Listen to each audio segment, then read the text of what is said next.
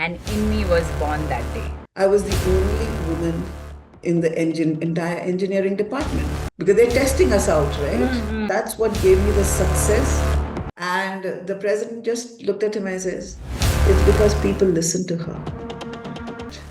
You know, that you are not capable of being in leadership positions. Don't accept it even for a slightest moment. Decisions are not made in meetings. Decisions are made in conversations outside the meeting. The meeting is just a formal ratification of decisions already made. That was a turning point for me that I am a learner and I'm on a learning journey. You can learn cricket, but you never get to play a game. It's not going to help. Wealth of information, the kind of background you have, I'm sure our viewers have so much to learn from you and to also implement in their life. Hello and welcome to In Me, the podcast. In Me is all about what is in you that makes you you. And In Me sparks that thought process to every women and men who comes to this podcast. So In Me is all about us. In Me is all about you. And this In Me came to me in as a universal calling, which was like, there's something in you, Nirupama, which has got you through this transformative journey, and that Mm. everybody should know. And as I thought about myself, what came to my mind was many of us have gone through this transformative journey, and those stories needs to be heard. And In Me was born that day. With this, let me welcome our guest, Miss Sushma Banthia. Welcome, ma'am, to the Thank podcast. you. Thank you so much, Nirupama. It is so a pleasure to be here and so kind of you to invite me. Thank you, Sushma. And the best thing is for the kind of wealth of information, the kind of background you have, I'm sure our viewers have so much to learn from you and to also implement in their life. So let me take a moment and to read out for you the kind of accolades, awards, and the experience you bring along with you in this podcast and how we all would be benefited. So, Sushma ji has been Asia's top iconic woman of inspiration, and she's been recognized in 28th March 2025. She's also the Asia's top coaching pioneers, most influential coaching leaders of India, top national super achievers, which was in 2024, as well as India's top coaching pioneers. And one more, if I have to add, and there are more to it, is 100 most impactful coaching leaders by World HRD Congress in 2024. She has also co-authored the book Fast Forward to Facilitation, which is available for everyone to check out on Amazon, as well as she has been a leadership coach, facilitator, trainer, training consultant, and author. So we welcome you, ma'am, for this session in Me. Thank you. I'm sure this is too less to speak about you, and there's more to it. So let me start with my most lovable question. So, what's in you that makes you you? Wow. That's a very deep question and so wonderful. It's really get me Yeah. thinking, Uh, what's in it that me, okay. right? So I would really say it's my openness to learning. Mm-hmm. I mean, I think my whole journey has been a learning journey. Mm. Going back, even if I have to go back to my school days, I made so many mistakes, really, which was so powerful and at times traumatic. Okay. And those journeys, experiences, I think is what shaped me into who I am today. Similarly, in college, I used to volunteer a lot and again made numerous mistakes. But those mistakes, the stakes were zero, except for the heartburn and the trauma that you go through, and you feel okay, that's the end of the world sometimes. Uh, But actually, when you look at it, I mean, those were absolute learning experiences and which helped me get success later on in life. wow. If those I had not had those experiences previously, I would have flopped in my corporate career. Ah, well, and you connect the dots retrospectively. It doesn't happen then, and as you rightly said, you felt as if, what to do, how this is happening to me. Um, True. so in those, sorry, you would further like to add anything else on this before I move on? Yeah, maybe I can give one example. Yes, please Will do. that help? Yeah. So let me go into when I was my very first job and I was teaching at St. Xavier's College, Mumbai, Yes. right? And there was one particular, generally my students loved me and we got along very well and my classes were very well attended. But there was one particular batch which I was struggling with. Mm-hmm. And my HOD, in his eagerness to help me, actually came and he said, what's happening and how's it going? And I said, everything is fine, but there's this class of 100, students, and they just keep talking. There's a little bit of indiscipline, and I'm not able to, manage that. He said, okay, next time, you have the class, you let me know. And I did, naive. And he was very eager to help, and he's an HOD. So he came in from the back Mm. and I walked in from the front. So the Okay. students didn't know that he was there, Mm. just stood there quietly, right? And then I started my class and we went on for about, 10 minutes and there was a little bit of disruption and there were, side conversations and, the discipline was not there, people. And then he just suddenly decided to come all the way to the front and the students were shocked that, the HOD has come in and then he just said, he sort of, in a way, scolded them, right? I would say blasted them as yet, but scolded them. Okay. After that, of course, the students were perfect, everything. And he left. So after my class was over, some students met me in the corridor and they said, why did you do that? And I was like, what did I do? And they just made one very powerful statement. They said, we would have respected you more if you would have handled us yourself. Oh my God. Students telling, huh? Students, and these are class 11 students, 16-year-olds. And I was only 22 anyway, so even I was, in a way, a kid. Okay. And that stayed with me, you know, such powerful feedback. In the corporate environment, I was heading the engineering department as a vice president. And there was another engineer who was in the company known, not to be very cooperative and he would be very disruptive.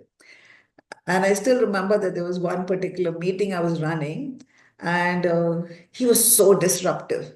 I just lost my cool.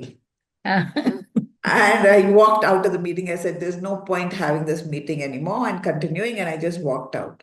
Hmm. Immediately, the thing spread all over the company. It's a mid-sized company. Sushma's upset and all. And my boss, the president, came in. And they all knew that it was not my fault. It was, that he is that type of a personality. So he came and my boss said, oh, we heard what happened and all, and of course the project is important and it is important that you have these meetings and continue. And he said, and next time you have the meeting, call me and I'll come and sit inside and, make sure everything goes smoothly. I said, thank you very much. Just let me handle it my way. And if I Wow. need help, I'll definitely come to you. My God. What a cycle of learning. Yeah, and this is literally, I mean, I would say about 15 years later, exact identical situation. And I said, and I did handle it myself, and the respect that I got in that company for handling such a tough person, was phenomenal. Yeah. But these are small experiences that you have which help you later on in life, learning Yes. experiences. I thought I'd just share one sample. No, I think this is such a profound example because it talks about things like we would have respected you more. The students saying at this age, like if I have to recall, at 16, we weren't having that kind of a, that kind of Right. courage only, but students do have. And you were lucky that they said it to you. Right. Absolutely. And now you know retrospectively, how important that incidence was for you in your life, and what made you say that in the organization got you more respect, and the kind of confidence you would have got, would have been very different. And many women True. must be started looking at you, up to you, because that's what leadership is all about. Yes, they did. They did.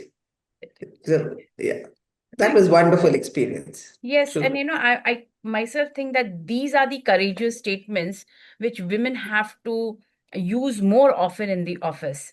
So recently we had this. I was just making a reel on cake cutting. So generally, when a birthday celebration is there in the office, let's say the birthday boy or the birthday girl has cut the cake, and then it's like they will start looking at some women who will then rush to cut the cake into pieces, and then the distribution would happen. And I generally ask this question to those women afterwards, later in the Mhm. washroom conversations, that were you recruited for that job? So it was, no, I just like doing it. I said, that's fine, Yeah. but where are you positioning yourself? So, how are you showing up? How are you showing up? And these are the smallest example I can think of. But think of Mm. places where you have to give back an answer. When you're Mm. stopped in a meeting and you need to say, may I complete? Let me complete Mm. my statement. Yes. So have you come across such kind of mentoring, and how did you dealt with those women? How did you help them understand and learn those things, if you can recall? Most definitely have come across this. Most definitely. I was also, I think, fortunate that right through my life, I learned again, as I said, my school and college experiences, I learned how to deal with a number of these situations very early. Hmm. Because even in my time, often I used to be the only girl amongst a group of boys or men, Hmm. including something like Astronomer Association of Mumbai. I'm a founding member there.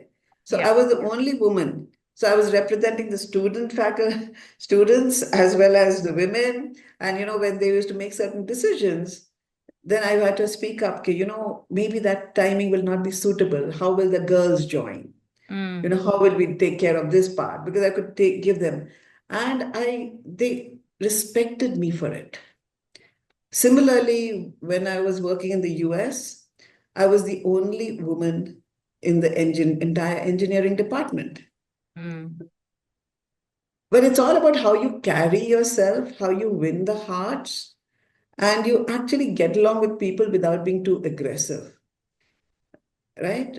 And they respect you for it, and they say, okay, yeah, we have learned this from you. We have learned this from you.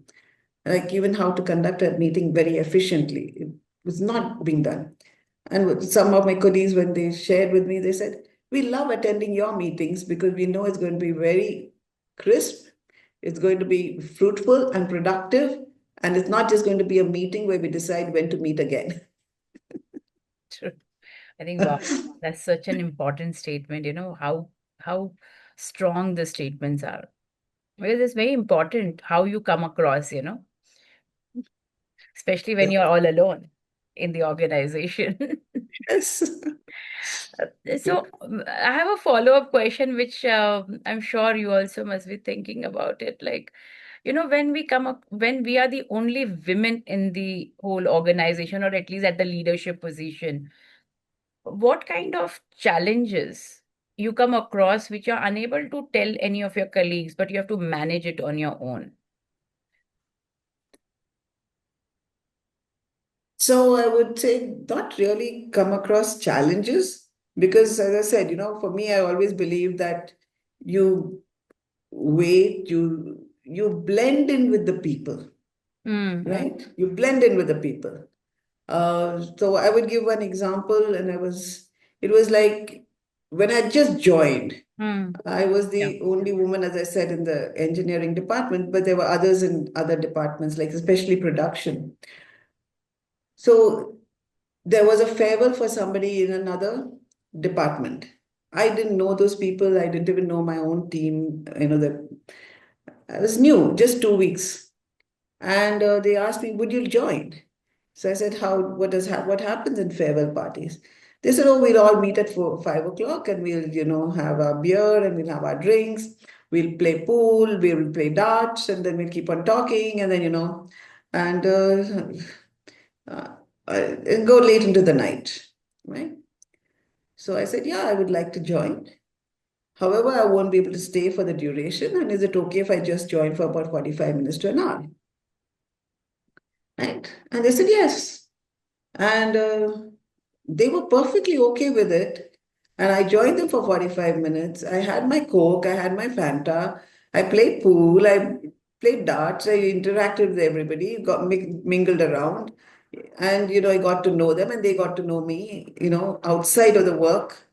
And after about an hour, I said, I need to leave. So I didn't really stay till the end, but that is what got me accepted among them. Hmm. And about when I was VP, and then one of my subordinates one day we were just having lunch. He says, "Do you know when we decided that you were okay? You know, Okay. okay, Okay. huh? Because they're testing us out, right?" Mm-hmm. Yeah. And he said, "It was the day that you decided and you came for Dave's farewell party." Oh my God. Okay, so it's about how you get accepted, how you mingle, how and maintain your own identity. Hmm. So there was a respect, but they also knew that they could approach me and I was approachable. And I think that's what gave me the success. And my career just shot up. Wow. And you know what? It brings me to a very, very important question. And again, most of the women don't want to get into these networking dinners or dinners which are there for various reasons. But Right. it's such a great example. And you have role modeled this example by saying that you go there for an hour, come back. And think of it, just by going to a event, a decision was taken. The decision was definitely backed up with your competent work you have done, but Absolutely. this piece made them very clear that as a leader, you can mingle with everybody and you are people person, you know. Mm. And that's what we don't understand as women, that we say, no, we are doing my hard work. So, I should be recognized because boss will see it. So one, they assume the boss will see it. Second, they think they're doing their hard work. That means they should be promoted. But what we don't realize is that we also should be part of, if not all, but some networking dinners, events, which would help us be more approachable and also learn. There are so many skills to be learned in a networking meetings. Wonderful. Absolutely. Thank you. Thank Yeah. you. I think this is so well connected, and I'm sure every woman who is listening here, and even men in leadership positions, they have this chance to evaluate. It's not that even to decide, there could be very various other occasions also where you can check her approachability to people skills, you know. But So yes, these to add experiences. to that, what Yes, happened was because you get accepted, no? mm, So then it's easy to influence people. Of course, your technical competence matters. Your competency to do your role, of course, of course, there's no doubt about it. But then by the time you're in certain levels, everybody is competent. true. Everybody. So what's the differentiator? Mm, And then it was actually, if I were to share with you, within 5 months of joining, I was the junior most in the department. And 5 months later, I was actually heading the department as a VP. wow. They never heard of anything that had never happened in the company before and never happened after. And when the president was talking to the vice president in my presence, and the vice president said, so many people have come in this particular position and failed. What makes you think that she's going to succeed? My God. Okay. And I'm there, I'm in my Uh, presence. And the president just looked at him and says, it's because people listen to her. oh my God. What a Okay. lesson you're going. Yeah. What a lesson. Thank you. Thank you for this. But actually, to add to that, when I reflected on that statement, I found that it was, I used to listen to everybody and then speak and, make my decisions. So it was really my first lesson in leadership, listening. And that brings me to Listen the and then next one. speak. Sorry, please. Now, see, I am showing my listening skills. Please go ahead. No, that's exactly no, that was exactly what it was. People listened to her, but actually it was the other way around. I listened to everybody, got their points, so they felt comfortable. The basic human need. Basic human need is we all like to be listened to, that our point has been heard and understood. Thank you. I think for me, the impact of this incidence is that you may read thousands of books on listening, you may go through thousands of YouTube videos, everything is available. But the moment you start implementing it is the time you start learning it. And this is very, very deep because people have to understand how somebody has speed up their career journey. There has to Hmm. be something which made you different, and that's the reason in me is all about those incidences which gave you that fast track movement. What is it that those women do who are right now stuck and stagnated in their late 30s, mid 45s, and they don't know where to go because the next position doesn't look like theirs. The promotion is not happening, and they just don't know where the handholding is. So, any advice here? Sure. So I would definitely say know your strengths. Mm-hmm. Don't accept, you know, that you are not capable of being in leadership positions. Don't accept it even for a slightest moment. Each one of us is perfectly capable. We need to change our way of thinking. We need to now, instead of being the doer, get into strategic thinking. You need to have vision and long term strategic thinking because as you go up into senior roles, also need to hold your own and need to know how to network and influence people. Mm. One of the mistakes that I used to make initially was I used to think that decisions are made in meetings. Decisions are not made in meetings. Decisions are made in conversations outside the meeting. The meeting is just a formal ratification of decisions already made. Oh my God. I think what I linked to the yesterday's podcast wherein we had Dr. Rachna Patni, uh, Mhm. who is leading Matrix of Emotions, and she just talked about this. Decisions don't happen there. And I was talking about a fag break where a decision has been taken and we are busy either making a call at our home or busy ensuring that the work is being done and getting things together whilst all men are out having that fag break and a decision has been taken without you. Yeah. And so we need to learn how to influence people, one by one, and go. You need to know who would be your champions and who would be the opposers and for what and how you manage all that beforehand. Learned a lot. I mean, you can call it politics, but I would say it's in politics in the nice way because it is for the benefit of everybody. To me, politics is being politically savvy is an essential skill. It's a skill. And nobody Yes. teaches you that. So I think it's a good one that we need to come up with a program called Political Savvy.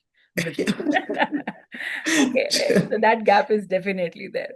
Um, I also echo your experience with another piece, which is more in terms of women looking at leadership roles, desiring to be in leadership roles, and uh, still still not having that courage to say that you're going for a fag break, but dare you not take a decision in absence of me.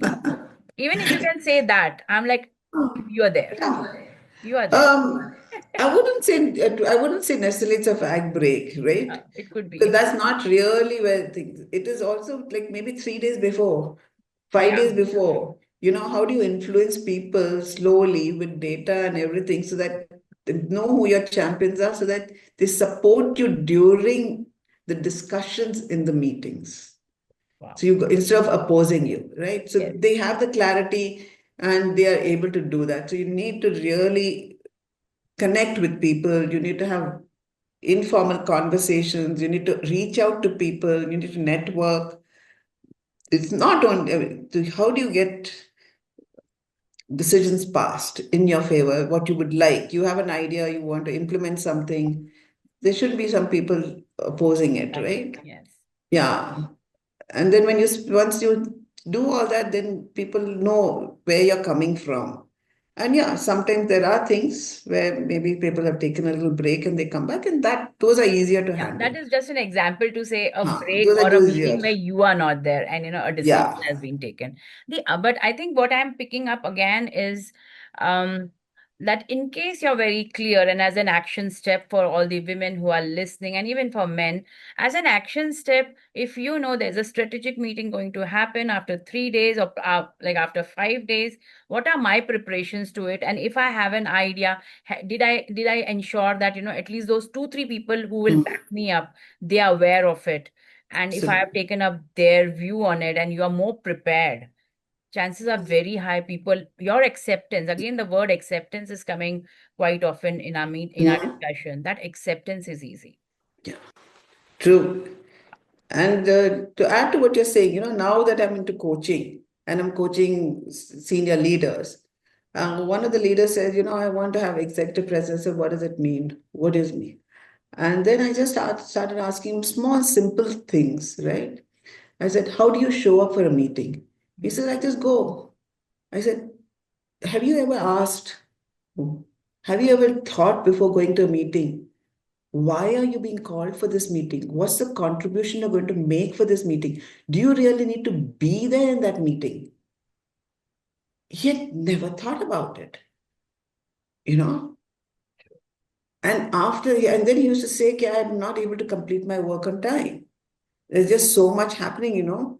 And then a month later, he says, no, whatever tips you've given me and what we've discussed, I would like to just practice for a month and see how it's going.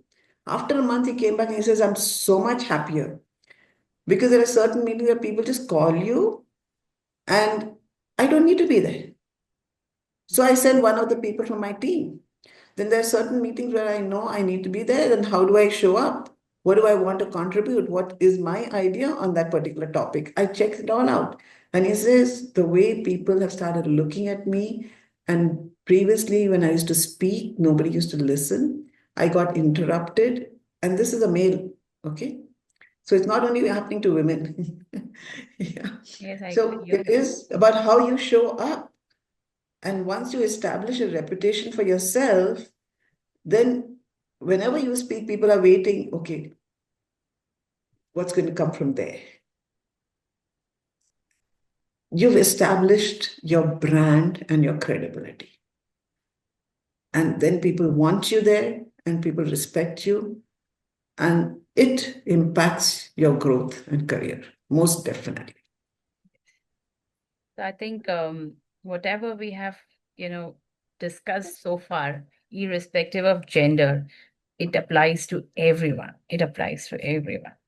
So thank you, thank you. This definitely, there's so much each one of us can take as action steps, and the word is do. Once you have understood it, do, do, Do. Yes. execute. Yes. Mm. So, in my pitch is what I talk about, as to what you do. So you did talk about that you are a leadership coach. Would you like to further add on what are the currently what are you further pursuing and how is it going about? Okay. So I've been into people development for the past 25 years and completely sold on it and very passionate about it. Yeah. So it started with conducting training workshops, but then I said, how can I make an impact? Hmm.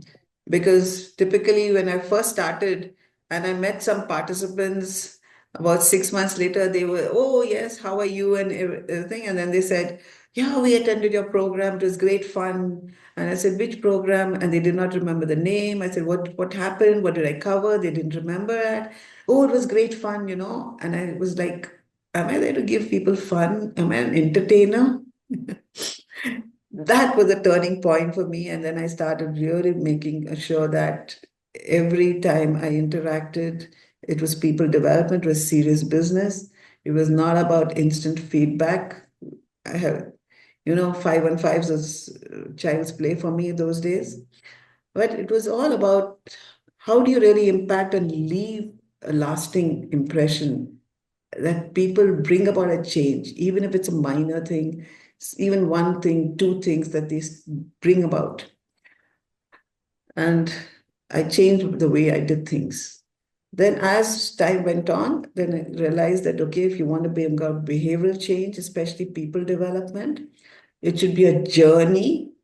And that is what I get called for a lot nowadays. Mm. There's a certain, like a C or a C-1 level, and they say we would like our people to be developed with the next roles and higher roles. And we go through a journey of typically about 8 months to a year, which is group sessions and individual sessions. And then the people are ready for this. So that's what I do a lot of now. And as I link to your statement with the experience as National Training Head for Reckitt, which was my last assignment, and various training assignments along with sales, being a business development person Yes, majorly. So, one thing which came out very strongly from leaders was, as a trainer, you are training them on so many aspects. You and your team. What is coming out is, after few days of your training program, they are back to their comfort zone and there's no change in yes. the behavior. And you nailed it so well, because it takes time. That what outcome are you looking forward to? What is that spark? What is it that they're taking away from the program which would give them that change? Mhm. And every program doesn't cater to that piece, and that's where I'm sure all viewers who are trainers, facilitators, should definitely think, what is it my coachee or my trainee is going to take from me that will change his or her life? Totally. So the way I look at it, it's a pipeline, It's a pipe. right? It starts with, because we are talking behavioral change. Technical knowledge is very different. So whenever we're talking behavioral change, on especially observable behavioral change, it all has to be starting with attitude. That's a thought process or insight of what I need to be doing and why I need to be doing it. Once they get that insight and that light bulb moment, whatever, for whatever reason, wherever it comes from, that's fine. Then the next thing, are they motivated enough to make that change? Mm. Okay, now they may have the motivation and the insight, but then do they have the skill? Okay, so very often in the training program, what we're doing is skill building. Yeah. So it starts with the why, and then are they motivated? Some of them are. Then we really go through that. What would they be the difference? Then we do the skill building in terms of whether it is communication or whether it is presentation or whether it is leading and managing people, whatever it could be. And the skills. Now, once they finish with the skills, is there a real world opportunity for them to actually go practice daily? Mm. You can learn cricket, but you would never get to play a game. It's not going to help.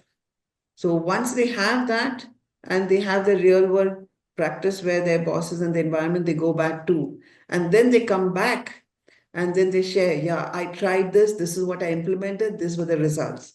Then we further can refine it, polish it, and then take it up again. So this is where we and how I create impact as well as sustainable change by following these 4 steps. Thank you for sharing with all of us. And I think leaders on the top have to understand, training or their people is like muscle building. Yes. It is like, if you do it, you're in shape. If you don't do it, you just see the fall which is coming right there, you Right. know. And Absolutely. you know, it's people don't understand, like muscle building, you have to do it every day. You cannot say that, okay, one day I'll do and next tomorrow I won't do it. It's just that way. It has to be consistently happening. And happy Just that, you know, I came across many leaders who are very, very focused on training, and that made us, you know, shape into what we are today. Great. Thank you. yeah. So, with this, let me end my podcast with the last question on the list, and that is, while we talked about your business in my pitch, how about um, when you look at all the trainers, facilitators, young trainers and facilitators, coaches, Mhm. and coaching word has become a little misnomer to me because there are everywhere you see coaches around Coaches. us. So, what is your advice to all those young budding trainers and coaches? Okay. So my advice to is not only to them, but is to self also. And that is, as I mentioned, right, that I am a learner and I'm on a learning journey. So it is not only about what you learned, but you need to practice. So whether you're a coach or a facilitator, can you make it as part of your personality? Because the people who are observing you learn a lot by just observing you. So if you're not walking the talk, whatever we are saying falls flat. There have been instances where there was a 3-day training program that I conducted for senior managers. And at the end of it, when I was asking them to share, majority of them said, we learned more from watching you than from anything that you said. And those were the type of statements, then I realized that how important it is. So the being of a coach, the being of a facilitator, role modeling the communication skills and being able to manage certain situations, things that come our way, and not getting hassled, and how prepared, how professional you are and you appear is so important. So even the smallest of things are, where do you put up a flip chart, where do you put up certain things, what is the type of lighting, how you completely prepared, do you welcome your participants as they come in. Small things like that also go a long way. What you do during the lunch break. So really being professional, thorough professional, and the being rather than just the knowing and the doing. It's very easy to know the theory. It's very easy to do while you're standing on the floor. But when you're not on the floor, what do you do? Wow. That becomes the critical part for me. Thank you. It's Thank a you. journey.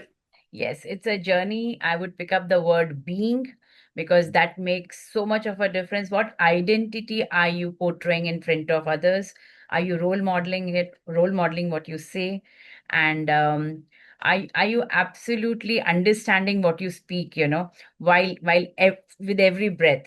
And I think that makes all the difference when you stand tall as a coach, as a trainer, as a facilitator. So thank you. Thank you, Sushma Banthia, for coming us with us. And I think this was such a nice discussion. I have so many actionables to pick up from this discussion. So that, you know, that do part is becoming easier. What is it that women can do? What is it men can do? What is, irrespective of gender, all trainers, coaches, and facilitators, what they Let's can get learn from you? So thank you. Thank you for joining us for this podcast in me. And I'm so blessed to have you here and so many of learnings. I'm sure every viewer would enjoy listening to each and every questions the way you have responded. Thank you and have a great day ahead. All the best. Thank you. Thank Thank you so much. And it's been a pleasure and honor to be here. And I hope it helps others and they see this podcast and gain insights and helps them. That's my main aim here. Thank you so much, Nirupama, for inviting me. thank you so Thank you.